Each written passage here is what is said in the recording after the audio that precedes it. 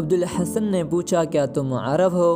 لڑکی نے ایک طرف سر جھکا کر دونوں ہاتھوں سے اپنے سر کے بالوں کا پانی نچوڑتے ہوئے جواب دیا، ہاں میں عرب ہوں، ایک مدت سے ہم عربوں کے جہازوں کی راہ دیکھا کرتے تھے، میں آپ کو خوش آمدید کہتی ہوں، آپ کیا مال لائے ہیں؟ ایک عرب لڑکی کو اسے لباس میں دیکھنا ابوالحسن اور اس کے ساتھیوں کے لیے ناقابل برداشت تھا۔ وہ پریشان ہو کر ایک دوسرے کی طرف دیکھ رہے تھے۔ لڑکی نے اپنے سوال کا جواب نہ پا کر پھر پوچھا، میں پوچھتی ہوں آپ کیا مال لائے ہیں؟ آپ حیران کیوں ہیں؟ کیا عرب عورتیں تیرنا نہیں جانتی؟ آپ کیا سوچ رہے ہیں؟ اچھا میں خود دیکھ لیتی ہوں۔ عبدالحسن نے کہا، ٹھہرو، ہم گھوڑے لائے ہیں، میں تمہیں خود دکھاتا ہوں، لیکن میں حیران ہوں کہ اس جزیرے کے عرب ابھی تک زمانہ جاہلیت کے عربوں سے بدتر زندگی بسر کر رہے ہیں۔ کیا انہیں انسانوں کا لباس پہننا اور مردوں سے حیا کرنا کسی نے نہیں سکھایا؟ لڑکی کا چہرہ غصے سے سرخ ہو گیا۔ اس نے جواب دیا، کیا یہ انسانوں کا لباس نہیں معلوم ہوتا کہ تمہارے گھر تک اسلام کی روشنی ابھی تک نہیں آئی؟ یہ کہہ کر ابوالحسن نے ایک جبہ اٹھایا اور ایک لڑکی کے کندھوں پر ڈال کر کہا، اب تم ہمارا جہاز دیکھ سکتی ہو۔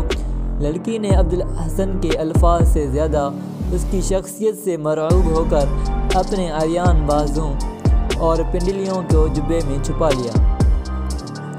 عبدالحسن کی پونچھی 50 عرب گھوڑے تھے۔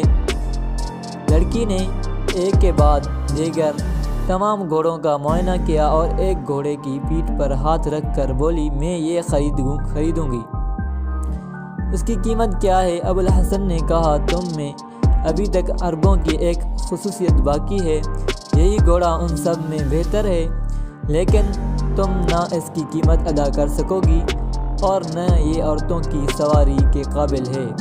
یہ جس قدر خوبصورت اور تیز رفتار ہے، اسی قدر منہ زور بھی ہے۔ لڑکی اس کے جواب پر مسکرائی اور بولی، خیر دیکھا جائے گا، آپ نے جہاز اتنی دور کیوں ٹھہرا لیا؟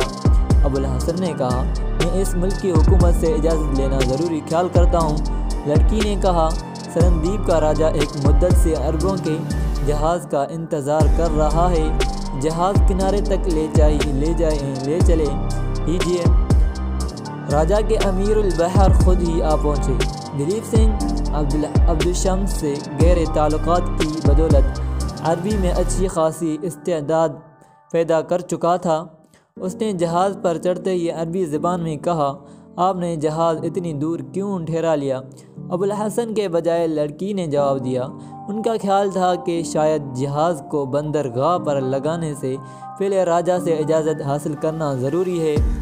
دلیپ سنگھ نے جواب دیا، مہاراج آپ کو دیکھ کر بہت خوش ہوں گے۔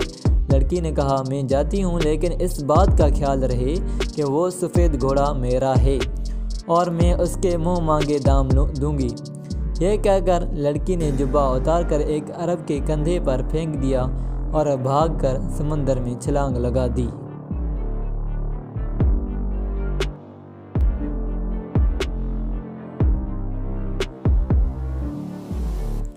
عبدالشمس کو عربوں کے جہاز کی آمد کی اطلاع مل چکی تھی۔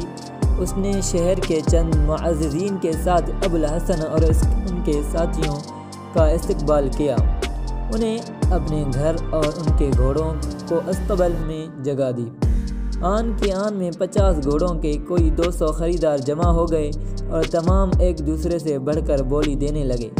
دلیپ سنگھ نے مشورہ دیا کہ راجہ کو دکھائے بغیر کوئی گھوڑا فروخت نہ کیا جائے، ممکن ہے وہ تمام گھوڑے خرید لیں۔ عبدالشمس نے دلیپ سنگھ کی تائید کی۔ ابھی یہ باتیں ہو رہی تھیں کہ راجہ کا ایلچی آیا اور اس نے کہا، مہاراج عرب تاجروں سے ملنا اور ان کے گھوڑے دیکھنا چاہتے ہیں۔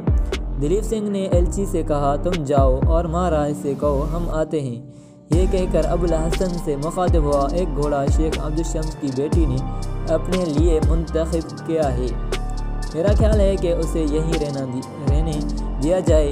ابوالحسن نے کہا، اگر شیخ اپنے لیے لینا چاہتے ہیں تو مجھے عذر نہیں، لیکن وہ لڑکیوں کی سواری کے قابل نہیں، وہ بہت سرکش ہے۔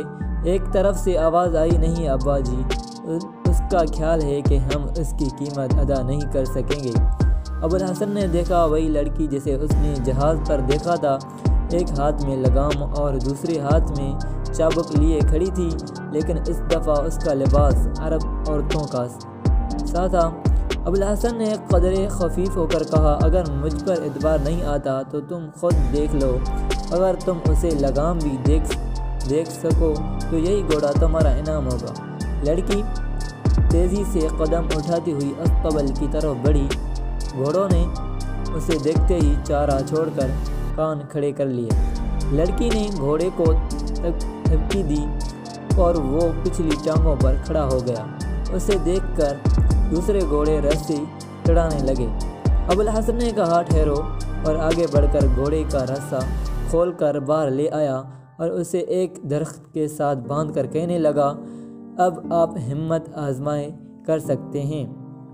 لڑکی نے اچانک آگے بڑھ کر گھوڑے کا نچلا جبڑا پکڑ لیا اور دوسرے ہاتھ سے زخمی درندے کی طرح تڑپتے، اچھلتے اور کودتے ہوئے جانور کے منہ میں لگام ٹھونس دی۔ تماشائیوں نے حیرانی پر قابو نہ پایا تھا کہ اس نے رسا کھولا اور گھوڑے کی پیٹھ پر سوار ہو گئی۔ گھوڑا چند بار سیخ پا نہ ہونے کے بعد چھلانگیں لگاتا ہوا مکان سے باہر نکل گیا۔